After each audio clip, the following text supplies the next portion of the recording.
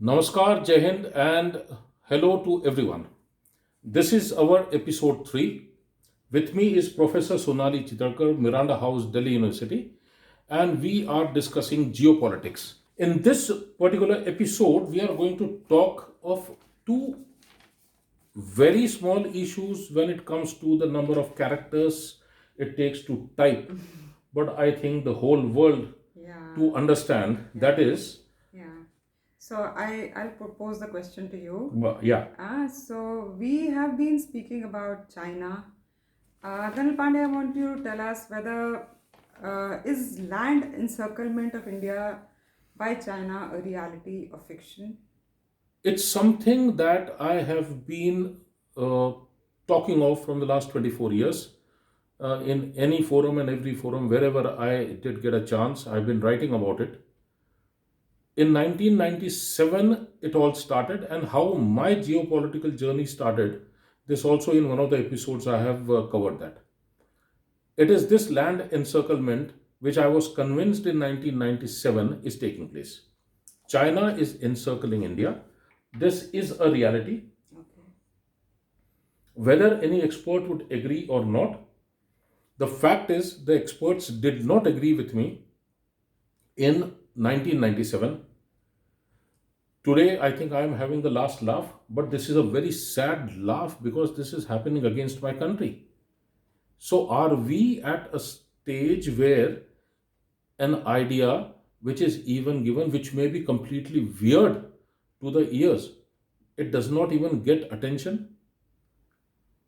When we talk about South Asia, what is the position of India with regard to Bangladesh, Bhutan, Pakistan, Nepal, Sri Lanka? Secondly, can these two be combined? When I say land encirclement of India and the countries that make up South Asia, Yeah, yeah, so can I combine them?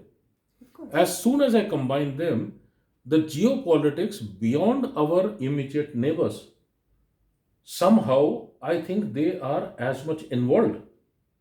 So today, when we talk about land encirclement, whether you talk Afghanistan, Pakistan, or you talk the area ceded to China by Pakistan, which is just shown as that, whether you talk about Aksai Chin or our relations with China with reference to the border disputes with them, going around coming to the east to Bangladesh, Sri Lanka, Myanmar, what is our relation with nations which are contiguous to our landmass and relations of China with the very same nations which are way, way geographically separated from China? Is it not geopolitics? Have we ever discussed sea? Yeah, that is another important question that I wanted to put across to you. You've just left us to think about how we have been encircled by land. So you obviously indicated how Chinese interests in Sri Lanka are, how they are so well entrenched, or whether the same kind of an interest we can see in Myanmar. I would even go on to say, are we looking at Bhutan with that perspective and Nepal with that perspective? So this would, of course, in a way, you know, emerge as an encirclement. But then we have to also look at sea. How would you define our position vis-a-vis the Chinese position in the seas that surround us? When we talk about sea, let's not talk about Arabian Sea, Indian Ocean, and how far our blue water capabilities are, or how far our submarines can go, or what Quad is. No, it's not that.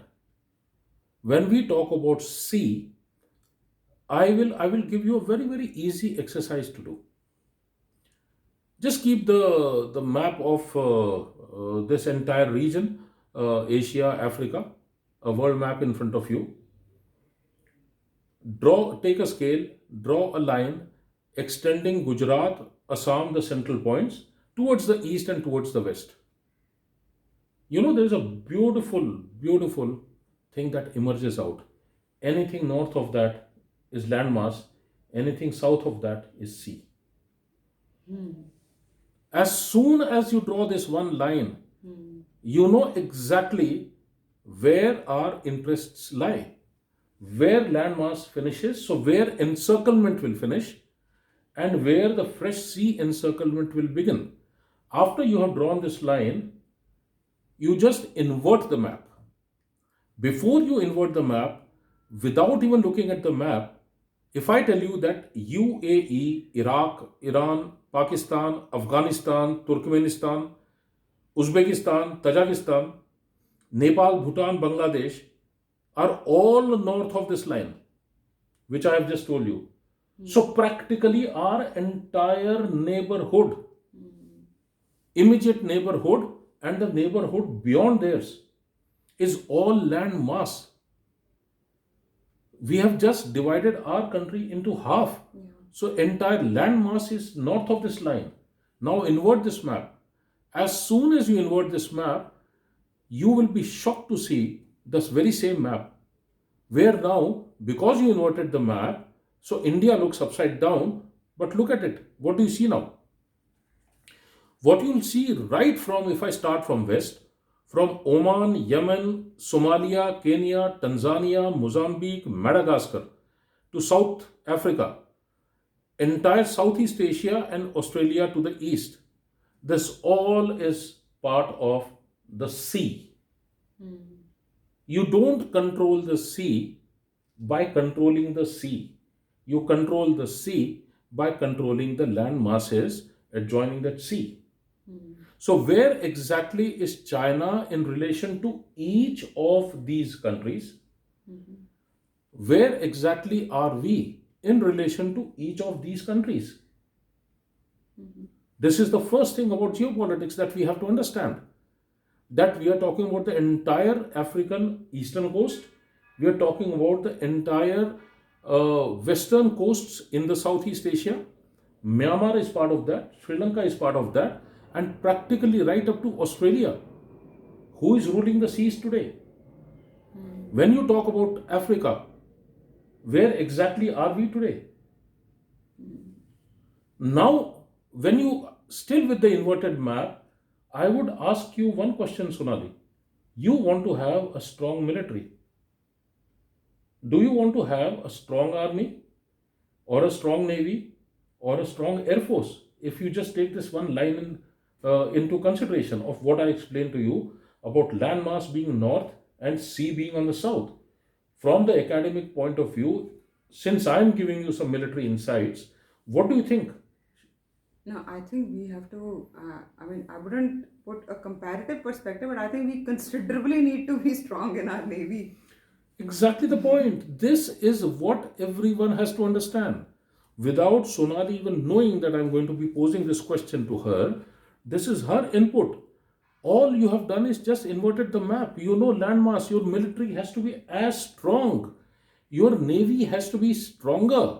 And you have to have an air force that not only has strategic targets to it also must be able to support navy and military. So can you say that one service is better than other? In 75th of year of independence, in 75th year of geopolitics in India, military, we have to hear a statement that Air Force is for ground support. Is this our military understanding of geopolitics? If one map tells me that India is a nation, probably we should have had the strongest navy to completely dominate the entire Indian Ocean and the eastern and western periphery of Bay of Bengal and Arabian Sea. Now go back and see what exactly do we have. When we talk about theaterization, is this not entire maritime one particular thing, theater? Yeah, exactly. When you talk about landmass, is this entire landmass not one theater or maybe sub theater? Something to handle China, one theater and something to three, and it finishes. This is what I have been writing, this is what I have been tweeting from such a long time. It is all available in public domain. So here when we are talking about China encircling, when he talks about South China Sea, and we find Chinese submarines in Indian Ocean, we find Chinese submarines in Arabian Sea, and all these reports keep on coming up. They have reached with an absolutely limited coast. They have reached here. But we, as owners of these seas, who have been here from the time the earth was made, and we don't have that sort of a navy. Is it what we are talking of? We still want to fight whether we want one aircraft carrier, two aircraft carrier, or three aircraft carriers. No, sir, you require a very, very strong navy. You require a maritime command to see right from Australia to the South Africa, the entire seas. They have to be in control. That's how our military might has to be developed. It is much, much bigger than the minds which actually think about how military has to be developed today. When we think about geopolitics, when you start thinking about geopolitics, when you make military minds think of geopolitics, there is a tremendous amount of advantage that a country gets. You have the academic world which has actually molded the minds of children Okay. in the schools, Yeah. whether it is your CBSE curriculum or whatever, right? All right. It is from there that you are feeding these children into the universities, True. where now the specialization starts taking place. True. So there is a basic level. Once they enter the universities, certain go for specialization, but whichever stream they go to, they have to be taken to that level of geopolitical awareness that regardless of what they choose as their vocation or what they choose as their profession later on, True. the minimum level of understanding of geopolitics has to be same all across. All right. So when you enter universities, the specialization towards geopolitics. When you enter military, the more specialization towards geopolitics. When we talk about bureaucracy, what is the minimum level and specialization? Okay. When we talk about foreign service, what is the minimum level and specialization? And how all of them sit together to come at a solution. True. If you don't do that, you only are fighting turf wars. True. Theaterization, very strangely, from the day it was said till a few days back, the theaterization, as published in the press, and as the articles were being written, and as the things were being released by the authorities, it was entirely a different thing. True. Each one of you must go and read and find out. Then there was a particular point when suddenly the theaterization concept has completely changed. And that is not even a week back. And we are just in the third week of September. It completely changes. So, is this the depth we are talking of? That we have no idea of what theaterization is. Bas command banana hai, theater banana hai. We'll make one. And this is how we'll make one. And on that you have for 1 year, and suddenly 1 week back you completely change everything. It simply tells us we have no geopolitical awareness, we only are reactive to whatever is happening. If that culture was there, imagine whether it is a bureaucrat or a politician or anyone in military, they all would be talking same language. Do we? So today when we talk about South Asia, today when we talk about encirclement by China, today when we talk about the sea encirclement by China, who exactly is focusing towards that? It is not the job of foreign ministry or few foreign ministry bureaucrats or the IFS to decide geopolitics. No, sir. The geopolitics belongs to the citizens of the country, so everyone has to be aware and they have to be educated to that level where thereafter, whatever professions they join, they all talk one language. It cannot remain, otherwise, you will be encircled. In 1997, I felt we will be encircled. With Afghanistan, I say encirclement is complete. Your sea encirclement has started. Give me 10 years.